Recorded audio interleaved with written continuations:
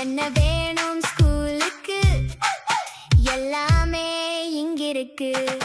Super Saravana stores, Chennai, Madurai, Kovai.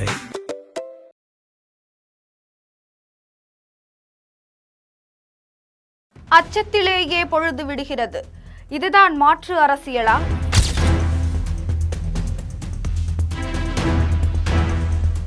Nainar நாகேந்திரனின் அடுக்கடுக்கான கேள்விகள்.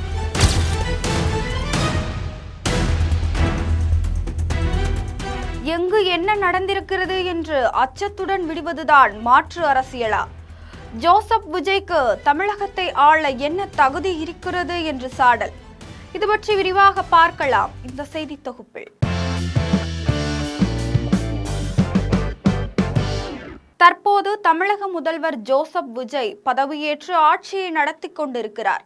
பல தரப்புகள்ல இருந்தும் அவருக்கு நல்ல விமர்சனங்கள் வந்து கொண்டிருந்தாலும் அதே அளவுக்கு பலரும் அதற்கு மாறாக விமர்சனங்களையும் கூறி வந்துகிட்டு இருக்காங்க. முந்தைய அரசுகளின் நலத்திட்டங்களை தொடர்வது, மதுக்கடைகளை மூடுவது, லஞ்சம் வாங்கும் அரசு அதிகாரிகளை உடனடியாக சஸ்பெண்ட் செய்வது போன்ற செயல்பாடுகள் ஆட்சிக்கு வந்தவுடனே விஜய் சுறுசுறுப்பாக செயல்படுகிறார் என்று அரசியல் வட்டாரங்களும் பொதுமக்களும் அவர்களது கருத்துக்களை தெரிவிச்சிட்டு வந்தாங்க. நிர்வாக ரீதியாக வாழ்த்துக்களை பெற்ற முதல்வர் விஜய்க்கு தற்போது பேரிடியாக வந்து முன் நிற்கிறது இந்த சட்டம் ஒழுங்கு மற்றும் பெண்கள் பாதுகாப்பு பிரச்சனை. கோவை சிறுமி பாலியல் வன்கொடுமை மற்றும் மரக்காணம் சிறுமி பாலியல் வன்கொடுமை, கோவையில் சிறுவன் வெட்டி புதைப்பு, விழுப்புரத்தில் சிறுவன் வெட்டி என பல்வேறு குற்ற சம்பவங்களும் அரங்கேறிய வண்ணம் இருக்கிறது. இப்படியான சூழல்ல தான் பல முக்கிய முடிவுகளை எடுக்க வேண்டிய கட்டாயத்துல முதல்வர் விஜய் இருக்கிறார். பொதுமக்கள் அனைவரும் இந்த சம்பவங்களை எதிர்த்து போராட்டங்கள், முற்றுகை என்று கொதித்து போயிருக்கக்கூடிய வேளையில எதிர்க்கட்சி மற்றும் பல அரசியல் தலைவர்களும் இந்த குற்றங்களுக்கு எதிர்ப்பு குரல் எழுப்பி வருகிறார்கள். முன்னதாக எதிர்க்கட்சி தலைவர் உதயநிதி ஸ்டாலின் தங்கள் கட்சி ஆலோசனை கூட்டத்தில் தேர்தல் முடிவுகள் நமக்கு ஏமாற்றம்தான், ஆனா போக போக தமிழக மக்களும் ஏமாந்துகிட்டு இருக்காங்க என்று சட்டம் ஒழுங்கு பிரச்சனைகளை சுட்டிக்காட்டி பேசியிருந்தார். மேல் சொல்லப்பட்ட அனைத்து குற்ற சம்பவங்களுக்கும் எதிர்ப்பும் தெரிவித்திருந்தார். அதிமுக பொதுச் செயலாளர் எடப்பாடி பழனிசாமி கோவை சிறுமி கடத்தப்பட்டு பாலியல் வன்கொடுமை செய்யப்பட்டு கொல்லப்பட்டதற்கு தனது கண்டனத்தை பதிவு செய்திருந்தார். தமிழக அரசு ரீல்ஸ் அரசாக செயல்படாமல் ரியல் அரசாக செயல்பட வேண்டும் என்றும் சாடியிருந்தார்.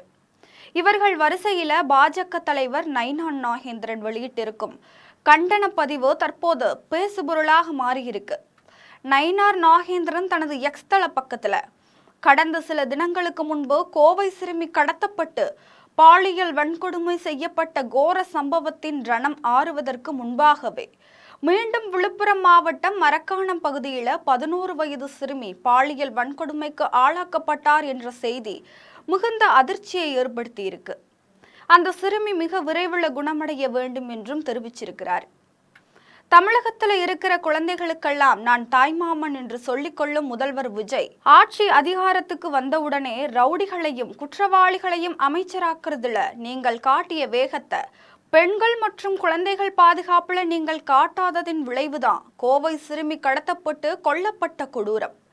அந்த குடும்பத்திற்கு என்ன ஆறுதல் சொல்லி தேற்றப் போகிறீர்கள் முதல்வரே என்று கேட்டிருக்கிறார்.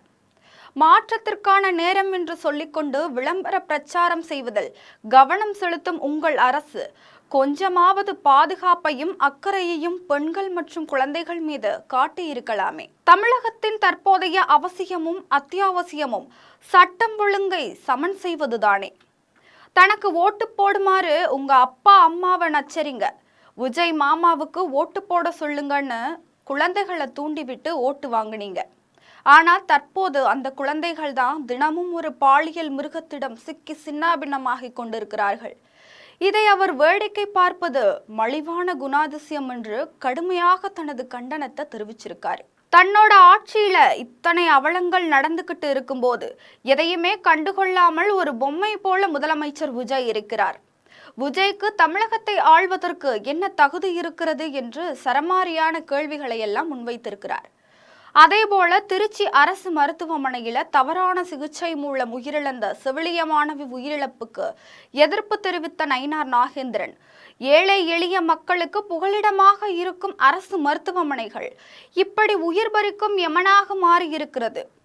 சட்டம் ஒழுங்கு மற்றும் சுகாதாரத்துறை பணிகளை துரிதப்படுத்தாம எந்த ரவுடிக்கு எந்த பதவியை கொடுக்கலாம் என்று யோசித்தால் இவற்றை எப்படி சரி செய்ய முடியும்? தமிழக அரசு உயிரிழந்த மாணவி குடும்பத்திற்கு 25 லட்சம் இழப்பீடு வழங்க வேண்டும் என்று பரிந்துரை அறிவிப்பையும் வெளியிட்டிருக்காரு.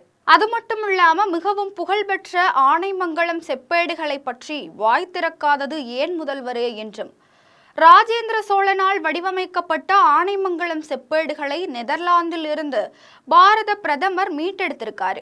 இது வரலாற்று சிறப்புமிக்க நிகழ்வு மட்டுமில்லாம தமிழக வரலாற்றையே மீட்டெடுத்த நிகழ்வு. இந்த நிகழ்விற்கு மத்திய அரசிற்கு நன்றி கூறாவிட்டாலும் தமிழகத்தின் பிரதிநிதி என்ற தார்மீக முறையில அத சமூக வலைதளத்துல ஏன் ஒரு பதிவு கூட இடல?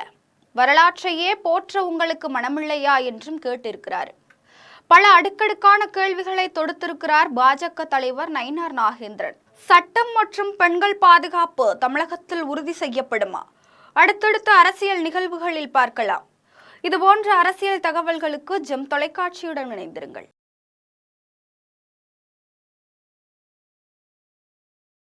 என்ன வேணும் ஸ்கூலுக்கு? எல்லாமே இங்கிருக்கு. Super Saravana stores, Chennai, Madurai, Kovai.